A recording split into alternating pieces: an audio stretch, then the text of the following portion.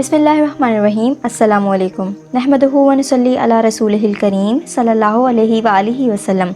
मैं उम्मीद करती हूँ मेरे देखने वाले नाज़रीन तमाम बखैर वाक़ियत से होंगे।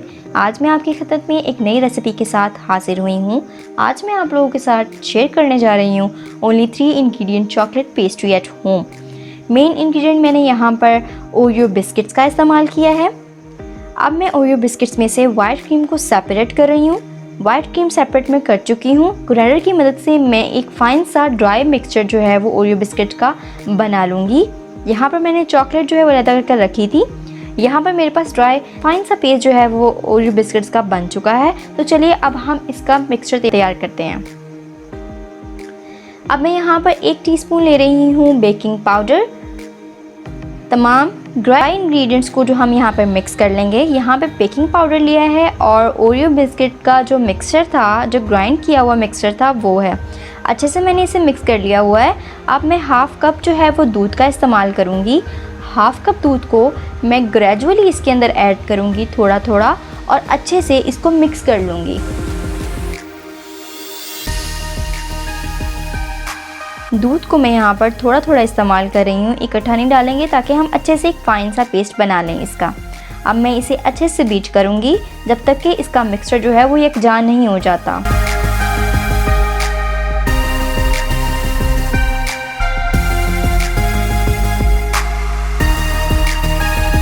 मिक्सचर बनकर बिल्कुल तैयार है। ये देखिए इसकी फ़ाइनल लुक मिक्सचर की।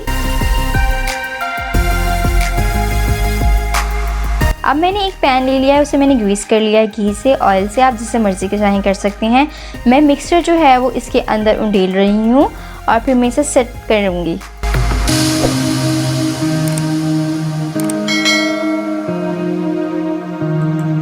मिक्सचर यहाँ पे मेरा बिल्कुल तैयार है। चलिए अब इसे चूल्हे पे रखती हूँ और अब मैं इसे इसके ढक्कन से, कवर से जो है वो ढक दूँगी।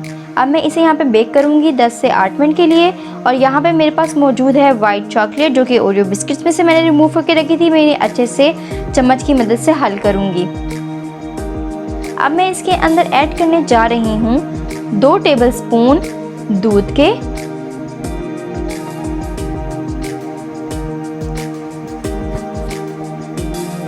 दो टेबलस्पून दूध के मैंने ऐड कर दी हुई है। अब मैं इसे अच्छे से मिक्स करूँगी जब तक कि ये बिल्कुल अच्छे से एक फाइन सा पेस्ट नहीं बन जाता इसका।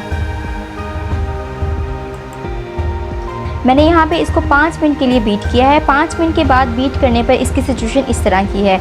आपको एक टिप देती चलूँ, अगर आप चाहते हैं कि आपकी ये वाली जो क्रीम है, टॉपिंग है, फ्रोस्टिंग है वो ज़्यादा फ्लफी हो तो आप इसके अंदर आइसिंग शुगर का इस्तेमाल कर सकते हैं, as per your choice. Beat करने के बाद इसकी फ़ाइनल लुक है हमारी क्रीम की, वो कुछ इस तरह से है। 10 मिनट हो चुके हुए हैं। अब हम चलते हैं अपने पैन की तरफ और देखें हमारा जो बेस थी पेस्ट्री की वो बिल्कुल तैयार है। मैंने बेस को ठंडा करने के बाद यहाँ निकाल लिया हुआ है और अब हम इसको कट करेंगे। बिल्कुल ठंडा है।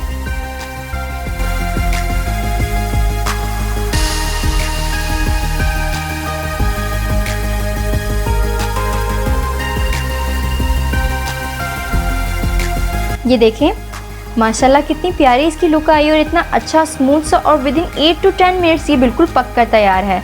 इसमें किसी अवन की ज़रूरत नहीं पड़ी, किसी चीज़ की ज़रूरत नहीं पड़ी, किसी पतीले की ज़रूरत नहीं पड़ी। हमने सिर्फ और सिर्फ पैन पर इसे पका लिया है, वो भी 8 से 10 मिनट तक। अब मैं जो फ्रोस्टिंग मैंने तैयार की थी, जो क्रीम मैंने तैयार की थी, वो मैं इसके ऊपर लगाना स्टार्ट कर चुकी हूँ।